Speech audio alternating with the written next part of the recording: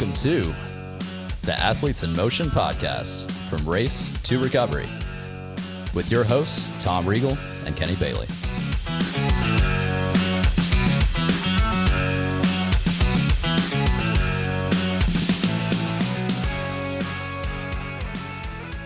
Hey, Kenny, how you doing today? I'm doing fantastic. Tom, how are you? I am fantastic as well. We have a wonderful guest back from last year.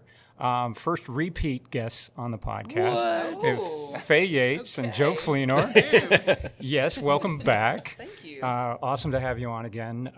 They're Team Magic. They put on a whole host of races in Middle Tennessee, Alabama, Kentucky, Georgia? No, Georgia. No, Georgia. Yeah. Okay. That's the tri-state. in the tri-state area. Yeah, tri-state area. Taking over the world eventually. Been to a couple of their events now since we talked last time. I have to say that they're amazing. Probably some of the best events I've been to. Put on really, really well. So we're excited to have you back on again. Mm-hmm. We want to talk about a couple of things. So we talked about last year coming out of the pandemic and what we thought things were going to look like, changes that you had to make. On the race side of things, on the race directing side of things, and we gave, I think, a pretty good insight onto what goes on behind the scenes to kind of get everybody caught up on that, like to think about other things when races get canceled or changes need to happen. So what happened? What did last year end up looking like from your end of it? I mean, we got excited. I know as athletes, we kind of went back into we got excited. We got back racing again. Things were happening. It was still kind of stilted travel, all the stuff, close downs. What happened on your end? We were right at we were going to have people show up, but you had to look at social distancing, you had to look at masks, you had to look at that whole thing. So I think that was the last time we last left our story at that one. How's it been? Yeah, so, you mean to start? Go for it. We're still here, so that's good. We're still in business. That's good. So he took my first comment as well. We're here, so that's a good sign. Yeah. So I would say last year, what people don't know is things really actually ended up feeling like a normal season in terms of the races, in terms of social distancing. It's like once things got lifted, after our April race, which was a modified race from the March race, that was a run. After that, all of our races got approved, like boom, boom, boom, boom, boom. It all happened at once. So for the racers, I feel like the experience was almost the same as before. Okay. We didn't really have to social distance that much. We did, a little bit different, in terms of in the early races, we did some more bottled drinks than maybe cups and coolers. And had no one was, no open cooler touching. And so touch points were different. But in general, I would say if you ask a racer, they wouldn't see it as that was a great deal different. We weren't having to mask anymore. We weren't having to separate people at the start. We had 3 triathlons in 2020, so that was totally different. But 2021, I felt okay for the racers. For our staff and for me and Joe, it was crazy. Everything that other people, and depending on what business they're in, probably experienced what we experienced. The whole supply chain, no one wants to hear those 2 words ever again. Yeah. But, that's a real thing, and it really impacted us. I would say supply chain issues and service, lack of people working in the service industry affected us more than people might imagine. So, we have a staff that's really solid, a part-time staff that comes in on race weekends. That was not an issue for us. We have plenty of workers, and some really great workers. But the things that impacted us the most that our staff ended up having to take over were, typically it's not a problem getting a cone crew. Are the portalettes going to get there on time? Everything that touched us, service-wise, delivery-wise, was a big deal. Because nobody's working. Nobody was working. Yeah, and from a priority standpoint, it's portalettes, and then water portalettes. So. And then water. And then water. There really was nothing that we did that wasn't affected. And I think we were, at the end of the season, we were exhausted. Sure. Just absolutely exhausted. So we put on these races. The numbers came back. The numbers were good. Our numbers were actually better last year than they are so far this year. Wow. So the numbers were good. People were ready to race. We were dealing with deferrals. We dealt with, so financially that was tough. But we managed it. It was fine. it was just pure exhaustion for us and our staff, and the managing the last minute things like I said, people not showing up to do things. So then our staff's out there dropping cones and doing things we don't normally have to do. We're doing double work. And I hope that the racers didn't see it. I don't feel like they did. I feel like we really did a good job of managing race day. But I think those are my biggest my walk away. What do you think, Joe? What did I miss? Well, I think it's also we condensed a race season into April, May, June, July, like 5 months. We planned and executed 10 events essentially when we normally have a year or more to kind of plan and execute those. So somehow we made that work and produced good races with good numbers, all safe, and we're able to survive and come out of that healthier. So it was wild, like she said, but come October when we were done, or actually the end of September, Faye and I didn't talk to each other for like a month and a half. It's like a band at the end of a tour. Oh, so true. It's like, I can do some solo work. Hi. I want to work on my solo It was album. a lot. That's funny. I'm sure. So are there things that obviously supply chain is something. So you're going into 2022 now, and you're sort of leaning into that season. What are those things that you feel like you needed to continue to move forward that you learned from 2021 or from the pandemic? Like you said, bottled water or other ways in which you kind of touch points. Are those things now a permanent thing, or was it more temporary? Any of those processes or anything of those things that you're like, hey, key it's all learnings? that different. Okay. Because we were able to kind of execute races not too different than what racers have experienced in the past. I think this year it's continuing with the same. Now, last year was more so like participants had to kind of pick up their own water and run and go with it. Now, usually we have people handing water, so that's kind of a difference. Yeah. But that's really the only kind of thing yeah. people might notice about our races is just more like handoffs at aid stations. But I think that's I think we're pretty much status quo as to where we were last year. Yeah. I think something we new, maybe not. It's new this year. Inflation and gas prices is becoming an issue. Yeah. And not just from a participant, maybe their unwillingness to travel or whatever, but it's just in, like Faye was mentioning earlier, with the vendors we use, with porta potty deliveries and cones and all those things, they're incurring a lot more expense for their staff and gas, and they're just passing along those costs to us.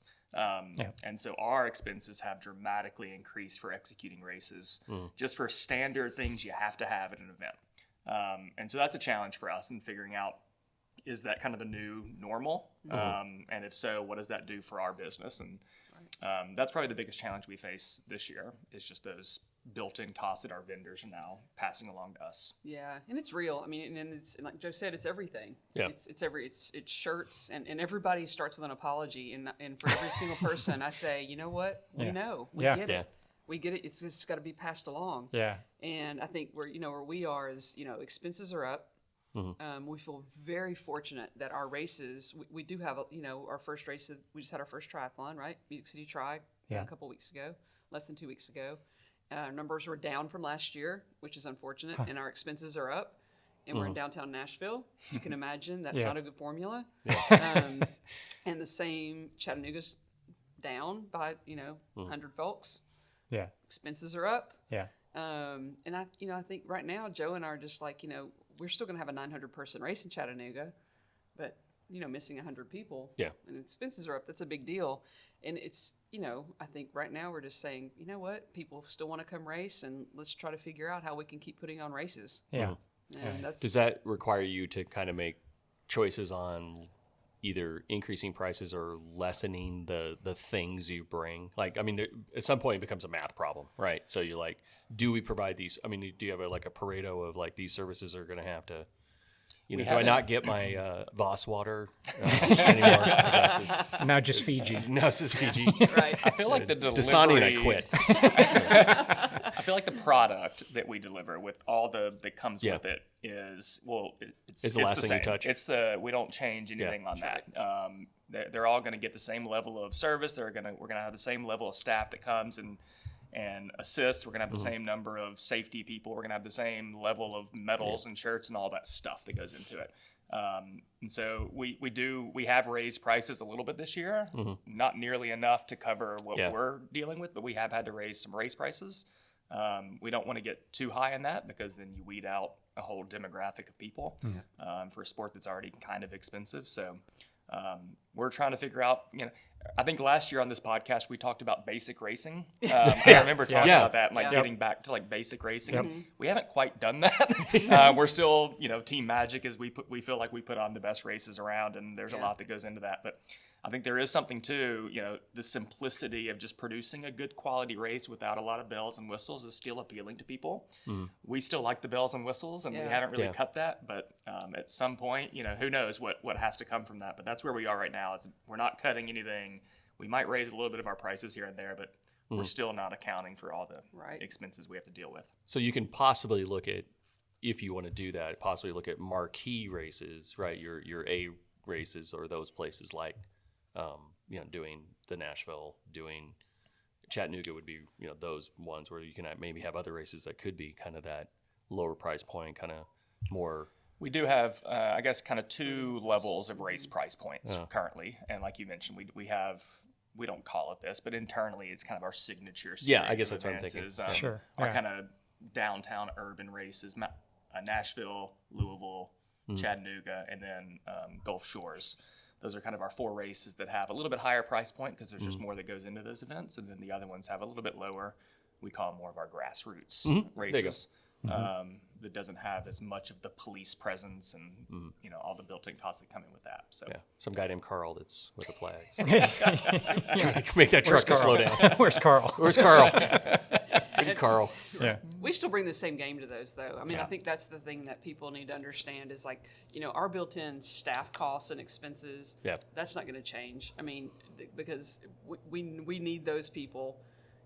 At every race, because we still have to fulfill the same responsibilities. It's really just purely the urban expenses, the things that go with those. Yeah, and those prices go up. The prices for the venues, the more the police and Yep. everything we talked about. So, so we can't go too crazy on offering a lower price point. They are a lower price point, but it can't get too crazy on because that. otherwise we're not bringing a safe, fun Absolutely. event. Yeah. Right. Safety first, obviously. Make it. Keep it safe. Keep it. Yeah, and last time we spoke, I don't know if you had done a Team Magic race, but I hadn't done one, and I went down and did Waterfront in Chattanooga. Oh yeah. And I'm not going to suck up here, but it was I've done a lot of races. I've done grassroots races to the top end, all of that stuff, and the show that you guys put on for the athletes, I'll call it the show, right? Yeah. The gimmick was fantastic. I mean, I was blown away at the level that you guys brought it to. And I've seen a couple of your races now. I've been at a couple of them, and it's been like you guys bring your A game every single time, which is nice. And that's important, I think, for someone just getting into the sport. Because normally you wouldn't get that kind of level until you paid a lot of money and you went up to the big branded, other races that we don't want to talk about, that you don't get. But I've done so many. I've done so many even non-branded middle distance, longer distance races that were I mean, they were at best. I mean, and I was just impressed. I mean, really, really impressed with the show that you guys put on for everybody. And I think that's important. That you guys keep doing that and stay dedicated to that. Now, tell us about some of your staff. Now, you added a new staff this year that I thought was probably the best hire that you've ever done with Janet and a concierge for newbies.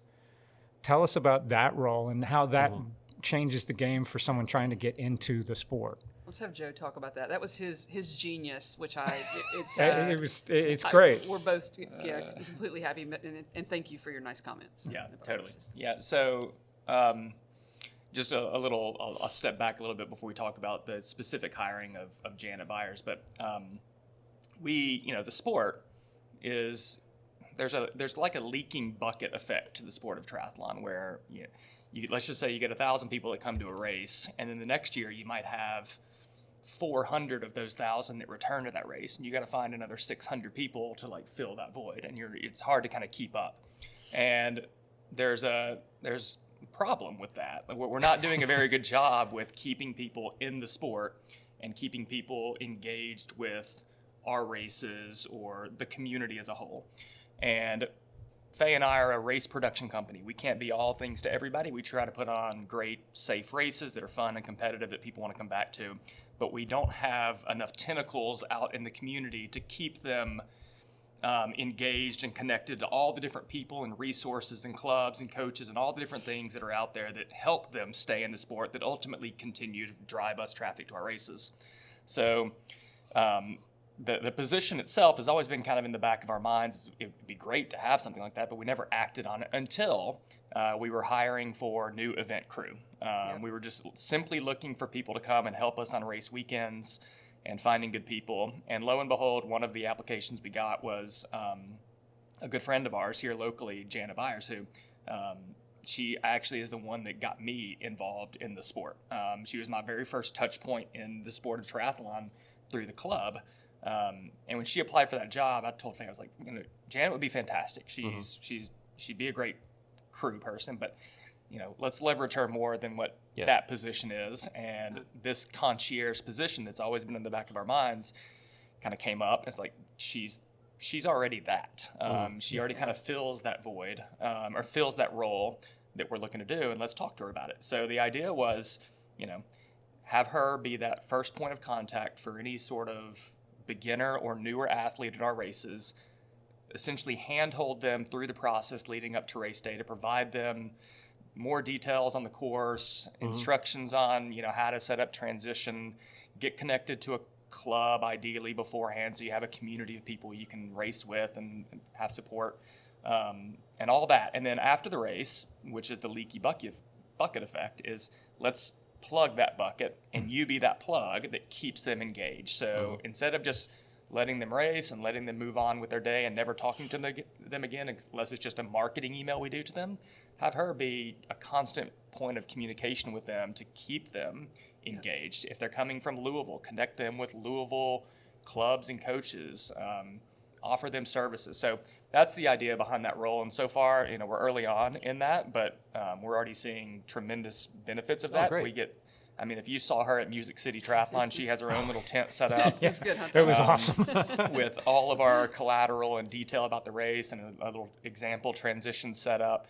She literally for 4 hours was just bombarded with people asking her questions, and that's going to continue on at every race we do. And the idea is we continue that. Yeah, and I think, Tom, you were mentioning that some of the swimmers that felt like they wanted help, is that the race where they got a bright pink? Yeah, they sort got of cap? the cap So, color. I think that's a brilliant idea, right? I was sharing with you guys earlier, I thought I had a heart condition, right? And you see people I've been to races where people had heart attacks in the water, right? Sure. It's almost like, hey, for those newbies or somebody that needs to make sure that the person, pays attention, I think that's a fantastic idea. One of the scariest things is the swim, right? So Absolutely. the fact that you're trying to make it as comfortable as possible. I can't make you swim better, but we can certainly make sure to keep an eye on you if you put on a special colored cap. So then the safety personnel know, okay, let's just keep an eye out on that one. I think that's a brilliant way to continue to allow and also people to feel more comfortable. The wristband for the first timers, right? Yeah. If it's your Right. first try, Yeah. you got something, right? It was Yeah. kind of cool to see them light up. It's like, oh, I get to wear this. Yeah. It was cool. Absolutely, But yeah. you also got to know who the first timers were. You could kind of keep an eye on Yeah. it, and you can kind of see them and see how they were doing. And it was nice. It was a nice way to bring that together. Is part of your leaky bucket too that sometimes people treat triathlons like a checkbox sort of Bucket list type bucket thing, list yeah. kind of thing? We just talked to a guy that said I did one marathon and that's it. I did it. I checked it off my list of the thing I was going to do. Is there a challenge with that to a certain extent? Like I want to do a triathlon because I've never done one before. Now that I've done it, that was great. Or is it mainly just trying to keep those guys engaged? And I'll let you. No, go ahead. Yeah. I have long believed, actually, ever since I've been involved in the sport, I feel like there's a branding issue with the sport of triathlon.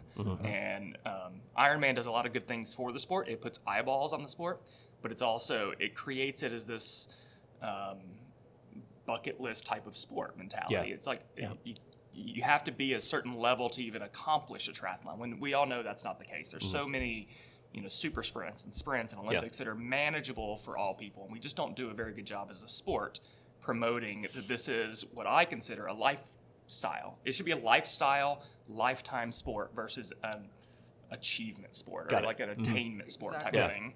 Yeah. And we don't do a very good job of branding it as such. And I think the governing body, it kind of takes a little bit of blame in that, because we have a hard time of getting people to look beyond triathlon as Ironman or you do it and you're done type of a thing. Yep. When this should just be something that does not monopolize your whole life. You shouldn't train 40 hours a week for your whole life. Just add it as part of your normal everyday routine. Do races when you can. Join your community. Make friends.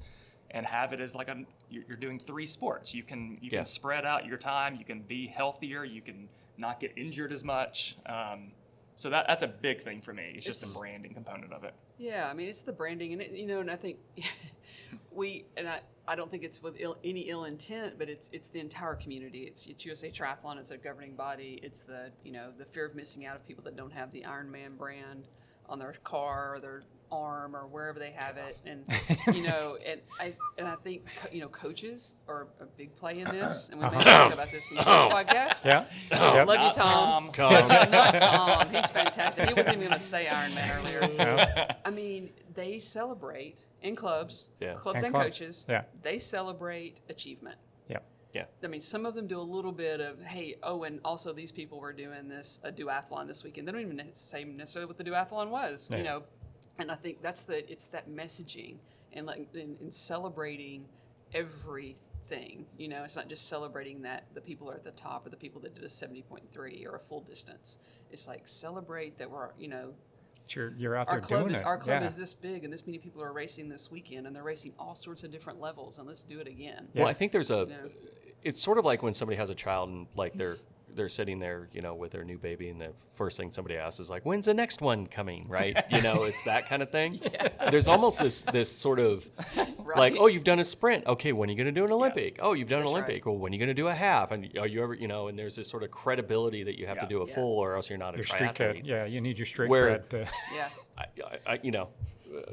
You do the big ones. It's I joke around, the way you train is like a pork butt. It's slow and low, right? Where the competitive ones, the sprint distance and the Olympic distance. I mean, you have to go. I mean, it's competitive. Yeah, it's hard. I think there's a misnomer, a correlation between it's not competitive unless you get to this distance. Right. When in fact, you can have a ton of fun and get really, if you want to be competitive, you can be really competitive at that shorter distance, and then you can go have brunch. Yeah. Exactly. And you can train 70 hours, like you said.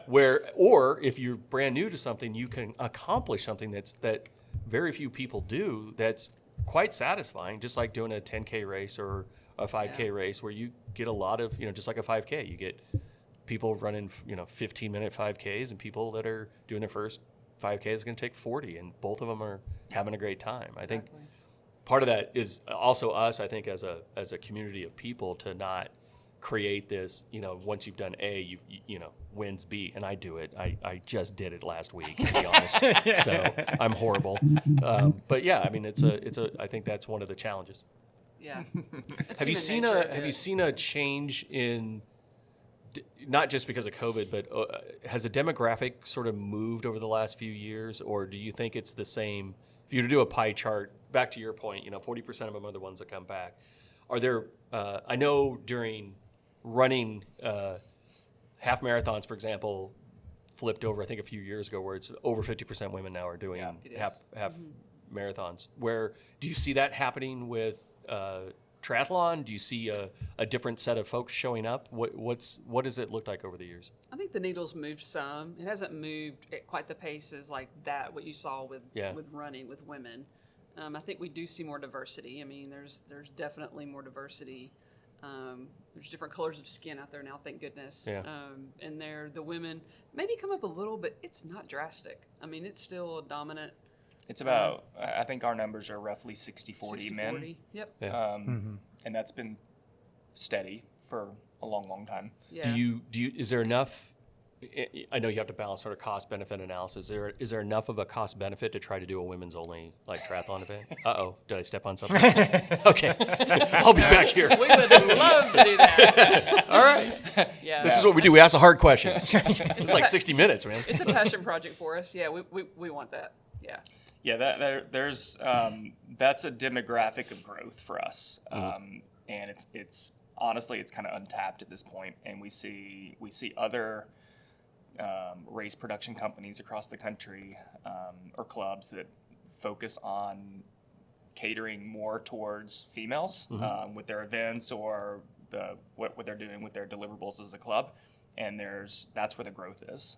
Those events are big and they're growing. They're very popular, and why can't that's a discussion of Faye and I is where does Team Magic fit in that? How can we tap more into that population and get them more plugged into the sport? So 100%, you're spot on. Yep. Yeah, it seems like there's a chicken and an egg thing going on that one, right? Where you have to have enough to flip over to make it Exactly. to make it that way. got it. And I think part of the reason why the half marathon distances were starting to flip over is because they had women's specific one. I mean, the Nike's women's half marathon, 30,000 women showed up. Yeah. To San Francisco. My wife was one of them. It was just Yeah. Tiffany necklace at the end. Maybe you guys can do that. Amazing. It was just that's what we need ridiculous. To do. I mean, it was huge. But what it did is it just brought in like, hey, you can get a large group of people, a large group of women, still be incredibly lucrative, but Maybe but a free just freeze and squeeze. freeze and squeeze afterwards. There you go. I'm going to write a note on a piece of paper and slide I don't know that what across. to do. Yeah. We'll talk in the future. But something, I think you're right. I think somehow there's got to be this way in which it becomes somebody's got to take the step forward, make less margin, and just say we're going to do it to do it. So I think I heard you're committing Team Magic today on this episode. Sounded like it. I sounded Yeah, I like think we- what I heard. We are Just definitely announced. passionate about doing this. So If we can land a title sponsorship right now, Well, I think Triton R has got a great ring to it. So There we go. That and the free freeze and squeeze. and a freeze and Fine. squeeze. That's all I think we got it I right. make a we really got good it. coffee. that's the start we need. Yeah. Anybody for hand poured coffee? Get in line. It'll be 16 hours by the time you get your other. But it would be so good. Hold on, I'm still pouring. I still Okay. pour it. Yeah. Number 4, 16 hours. hour and a half triathlon, 14 hours to get your coffee. Order But it's your- hand poured. Order your coffee, then go do the good. race, come back, get your coffee. It might be ready. So along the lines of sort of different triathlons, we recently had a podcast around gravel bikes, and the rise of gravel bikes have been huge because of safety reasons, because you get to see a new part of town because of safety reasons. I mean, it's almost entirely around safety, right? Has there been any discussions, or what do you see if you look at your crystal ball, would a gravel triathlon be something that, are you looking at it? Is it something that's neat, but right now we need to focus on kind of what we got now? Is that what are your thoughts on those kind of races? I would like to race one. Yeah. Yeah, one, there's just not a lot of access here where we live to kind of know enough about it. There's very few events out there. They just recently held the national championships in Arkansas for gravel tri and off-road tri, and I think that was wildly successful, but that's still a pretty small demographic. Yeah. And there's not a lot of access for good courses and good training spots here, like in the Middle Tennessee area. And even there's some in Alabama, but not really accessible to good water. So it's just finding a good course for that.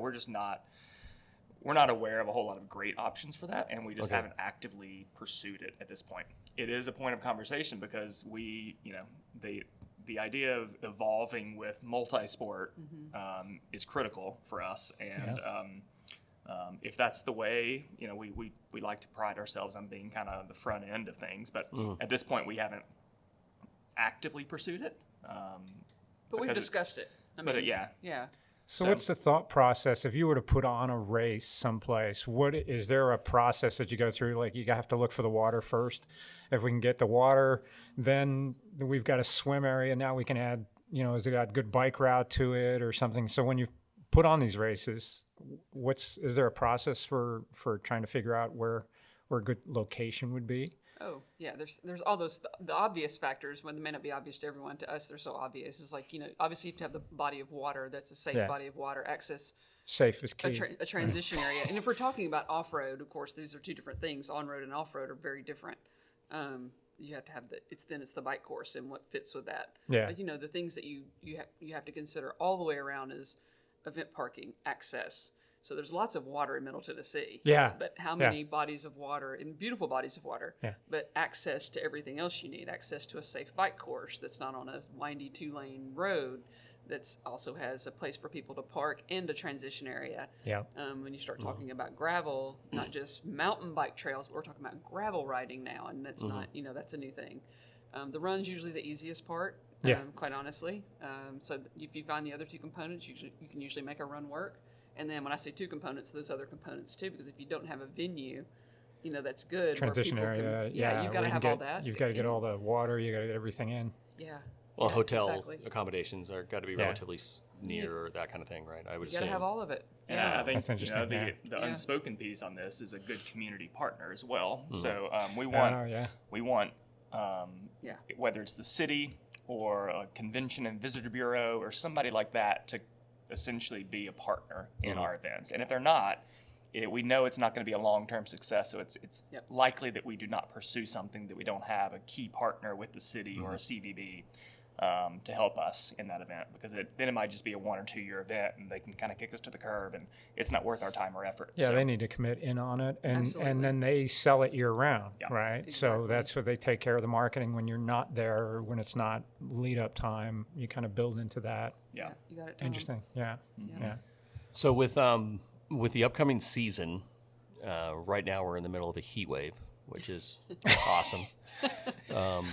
One thing is, I was doing triathlons in California, and you never had to worry about like 85-degree rivers, which was a new thing. I moved here, and it's like, hey, this isn't wetsuit legal. I'm like, wait, what? I'm sorry, what?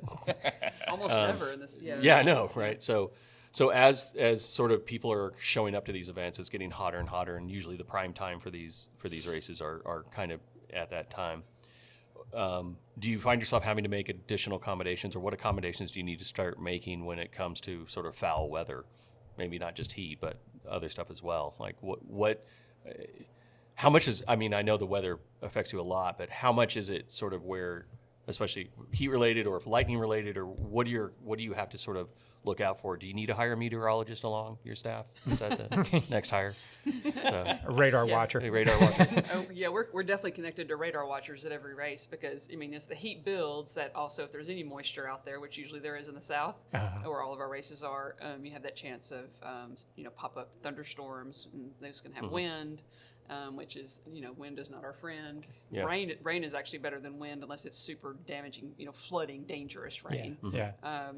But the heat factor. We have. I've been doing this for a long time, and we've been really fortunate that we haven't had like the heat we're having right now, and like what's predicted for next week. Fortunately, like this weekend, it drops down again. It looks like next weekend in Chattanooga drops down a bit, but the 103 degrees, we've not raced in that, so we haven't dealt with that on a race weekend. I don't know if Joe ever has, but I know Team Magic has not. Probably the hottest we've ever been is high 90s for Music City Tri one year, and we just had it was so much ice. Everything. You can't it was have enough. Just, yeah. It was ice. We considered taking the Olympic run and making it just the sprint, so just one loop. Because all of our races are 2-loop courses, so that pretty much simplifies things. If you had to ever, knock off the run, because you can get through the swim, you're going to get through the bike. They're moving. They've got airflow. They sweat a lot, so they need to remember that and hydrate for the run. But it's really that Olympic run, and, and so that's the biggest concern. And we haven't had to modify one yet, but we're always prepared to. And I think, it's ice. It's having ice on the course, reminding people to ice themselves, put it on the points, hold it in their hands, put it on their neck, be smart, walk when you need to. And if the heat index was at a level, and we work with the local authorities on this, if we're at a heat index, combination that's not safe, then maybe we modify the run. And it's also positioning your emergency units to be in those hotspot areas. So if we've got 2 ambulances on site, we know, on the run course, especially on a hot day, position one of those out there on the run course in case an issue occurs, and obviously one at finish line, because that's usually where an issue occurs, is they come across that they finish push line themselves for that last bit. and they just absolutely crash. collapse, yeah. Well, they got to turn their Garmin off first. It's always that. Like, I'm going to As crash. they're falling down, As they're they're like, falling down. oh, I'm good. Because if Garmin doesn't have it, it doesn't count. It doesn't count. Yeah, it's not on Strava. Yeah. Yeah. Right. I think the general public doesn't, they think about, it's 100, it's going to be 100 degrees. But, we don't get to that temperature during our race time, right? Yeah. So as long as we can get some decent cooling over the night, during the night, we don't usually we're not dealing with those extreme temperatures. A very rare thing that we get out of the 80s for a race until the very end of the Olympic run. And that's just some of the people. That's not most of the people. And then the recommendations for folks is just pay attention, right? Yeah. I know, you trained for it, but let's not, Well, you have to the weather's going to be educate. the weather, right? I think educating them about the bike portion, right? To be hydrating, not just water, but electrolytes on the bike portion, because it's all about the run. Everything you do in the swim and the bike is about the run. So you need to make sure that you're actually hydrating and, pulling in those electrolytes so that you have something for the run. Because once you get to the run, if you haven't had anything, you're you're just pitching off a cliff at this point. It's going to be pretty harsh. Yeah. So Well, and sometimes it's kind of funny. It's so that other race company last year in California, we were supposed to do. Okay, I'm just gonna say we're supposed to do Ironman California, and Saturday was it was cloudy and terrible. The Sunday, the day of the race, a bomb cyclone hit. It was basically a Cat 3 hurricane level kind of stuff, sustained 40-mile-an-hour winds. And then Sunday was absolutely sunny and beautiful, right? Yeah. 3,000 people showed up for this race. And if it was up to those 3,000 people, they would have raced that race. Some of them still went out. Some in of them the still went swim. out and did the marathon, even though literally there's trees down. Yeah. It's a 40-mile The porta sustained potties wind. were flying. Porta potties are rolling down the road, right? Literally fell over and gliding down the street, right? Yeah. So, but people still ran the marathon because darn it, they trained They for got it. to. And, and so, I would take it you get a nice range of people that have to just protect them. So you have to protect them from them, I guess would be the way to say it. Right? every so often, right? So, A very brief story. One year in Chattanooga, we only had to cancel the swim one time, and it wasn't that the weather was bad on our race weekend, but prior to that weekend, there had been just a ton of rain in the system. So the Tennessee River, was so high that the exit steps for our Chattanooga race were underwater, and you could visibly see things floating in the river. I'm talking trees. Yeah. I'm not talking Yeah, about yeah, yeah. limbs. I'm talking about full trees, Full-on things trees. floating down the river. Everybody can see it. We had to change to a duathlon, and we actually had racers. Just, Oh, they were upset, right? Oh. Yeah. yeah. couldn't believe they'd trained for this. This was going to be their first Olympic race. Yeah. And, they sign a waiver, they assume the risk, and they should be able to swim in that water. So, Yeah. We It's kind of insane. Yeah. We have to save people from themselves. Yeah, it's honestly, yeah. The funny part about it, I'm sitting there getting my wetsuit on going, this is crazy. I have no idea. I was still in race You were mode. ready to go. Yeah, I'm like, well, they haven't called it off, so I guess I'm doing this, right? Never mind that I can't get my hands off the bike out of 40-mile-an-hour sustained wind. Like, I guess drinking's going to be an option that I'm not going to partake in. Yeah. Like, it was insane because, we're sheep at some point in time, right? You're so locked in as an athlete, though, at that point. You've got your game plan, you've got I get everything it. needs to go this way. It just you need to figure out how to adjust for that, and Right. sometimes it just doesn't work. So 2022, what do we got coming up? What's the exciting stuff you guys are looking forward to? Everything. No, we got I don't know when this is going to broadcast, but we have our Chattanooga Waterfront Triathlon coming So up. probably be the week after. So this is about 2 weeks from now. This will be up. So that race will have Week just and a taken half, too. place, so we're excited about that event. Congratulations to everybody that Yeah. completed that one. Well done. Well done. Right, well done. Hey, great job on It was putting that on, guys. fantastic. Fantastic. We feel like Fantastic we job. You guys nailed it. Nailed it. Yes. Everything went perfect. If you missed it, too bad. Oh, well. Yeah, if this goes earlier, good luck. I think we got it covered. Go ahead. So after Chattanooga is... Then we got in July, we have our Mountain Lakes Triathlon on July 9th, which is in Gunnersville, Alabama. It's a beautiful venue. Were you there last year? No, I did not make it. I was traveling, and I'm traveling on this weekend. This one too. I'm like, That's our second oldest triathlon for Team Magic. oh, Really? It's a beautiful venue. Okay. Like 35 years this year. And then the end of July is Tri Louisville, which is a great downtown Louisville event. We encourage, it's a newer Team Magic race, so this is the second year of Team Magic producing that event. Nice. Awesome race in downtown Louisville. And then August, we get Buster Britton Triathlon on August 13th, somewhere around 13th, there, yeah. which is in Birmingham, just south of Birmingham in Pelham. And then River Bluff Triathlon here locally in Ashland City is at the end of August, August 28th. And then we go to the beach for our last triathlon of the year on September 11th. Yep. The Alabama Coastal Triathlon, which is, I mean, second to none in terms of scenery and beauty. Swim in the Gulf, and you're right there in Gulf Shores, Alabama. Beautiful. And then we're back down there again, I guess, in November for our half marathon, the Coastal Half Marathon in Orange Beach. So that's Nice. that's the rest of our season. So if you're, if we've got somebody listening or watching that's like, yeah, I think I want to try a triathlon, is there one that you would recommend over the other, or doesn't? Where does your listenership come from? All over. And all over, right? There's So- a lot local, but we also cover the U.S. and we've got Yeah. we've got some international followers too. They might want to fly in. I mean, I Go to Gulf Shores. I think, yeah, that probably Gulf Alabama Shores. Coastal is one that I encourage people to check out. It's a destination event. It's a fun vacation spot. So we encourage people to go down there, make a vacation out of it, add a race into it, and see that amazing venue we have and course, and you will not be disappointed. Yeah, it has it all, and it's the weekend after Labor Day, so the price drop. Nice. Right? Always good. Hotels are a little cheaper. Yep. Nice. I like that It off is, season. so how is it intercoastal waterway you're on, or is it actually open? It's in the Gulf. Gulf. Oh, okay. Right in the Gulf. Cool. Still haven't swam in the Gulf. swim in Oh, the well, Gulf. Tom, you should come. I have to look at that. It's awesome. You'll love So as a person that wants to try to do their first sprint triathlon, as you guys are putting on these events, what are there like 2 or 3 things that they should keep in mind? To your point, you have a person that's kind of helping from a concierge standpoint. What are those 2 or 3 things that she likes to sort of keep people in mind? Is it kind of, I guess, beyond just the training, right? Is it, understand sort of where you need to go? What would be the thing that they should educate themselves on a little bit more to help them get, I guess, less stress and more fun during that time? Yeah, I believe in not focusing on your time at all in your first sprint. Perfect. Just Yeah. go do it and finish it, and smile along the way. Yeah. Just smiling makes your temperament better, and not stressing out so much. So, and also, to me, I think we get so caught up in equipment and envy of people's stuff. And Oh my God, You yeah. get out there on race day and you're a newbie and you see what people have and you instantly get intimidated.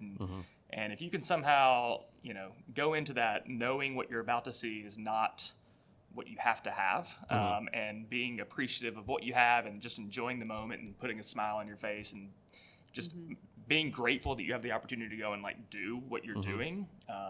Try to keep that mindset so that you don't have a bad experience just by envy of other people, because I think a lot of people face that on race Absolutely. weekend. Well said. Yeah, and that's and it's if they can get away from that, not be intimidated by that, and just have fun. I love that you said that. Just smile and have fun. I mean, the obvious things that we're going to make it less stressful are, spend the time, ask questions. We have a race concierge. She's there. Ask questions. Look at the course beforehand, so things aren't a surprise. We have all the information is out there. Just look at it. Come to the pre-race meetings. Those kinds of things ease the stress too. Just to be present. Try to be there the day before. Don't just show up race morning. Yeah. Those are the technical things. Yeah, and I that think will help. the racers themselves, if somebody asks me a question, hopefully other participants are also not, are trying to help out, right? Hey, I'm not quite sure, ask somebody, right? Like, hey, is this where I need to put my stuff there? Like, yeah, if you just do this and this, Right. and, just look out for that. And good luck, right? And Yeah. I think in general it's a very friendly sport, and and there's a lot of clubs out there that are really good about bringing people in, and we're certainly working on that club atmosphere and letting them have a lot more camaraderie at our races and giving them space together. They have tents and space, and I think that can ease people because once they talk to people that have been racing for a while, they're less intimidated. Yeah, if you experience pre-race, and they show up, they're in transition area, they're waiting for the swim, and you just look around at most people, and there's just a lot of nerves. Like everybody's kind of quiet, and their palms are sweaty, and they're like checking their gear over and over again. And Mom spaghetti. Sorry. And I think if they can just relax a little bit, especially like if you do it with someone ideally if it's your first time, try to do it with another first timer so you're experiencing it together. Yeah. And so you're sharing that stress a little bit, and that way, and also talking to the concierge, like Faye mentioned, like figure out ways to be with people as much as possible during the race. Pre-race, try to be a part of a club, because we rack together now, so you're kind of racking in transition by the people and you can talk and relieve some of that anxiety. And then swimming with them, move back in line if you need to.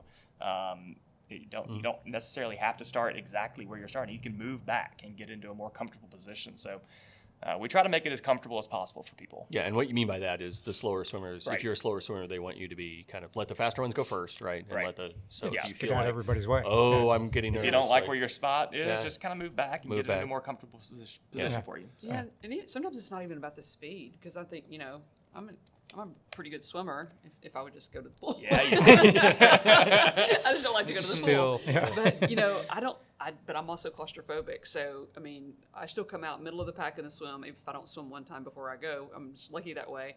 But I don't like people swimming on me. So I just if I need to, I've done one long distance Ironman race. And I went all the way to the right and said, I don't care if I swim, 500 extra meters. I don't care. I just don't want anyone clobbering me. Yeah. And Exactly. I enjoyed my swim. And it helps being there, looking at the course ahead of time, so that you can say, "Look, Yeah.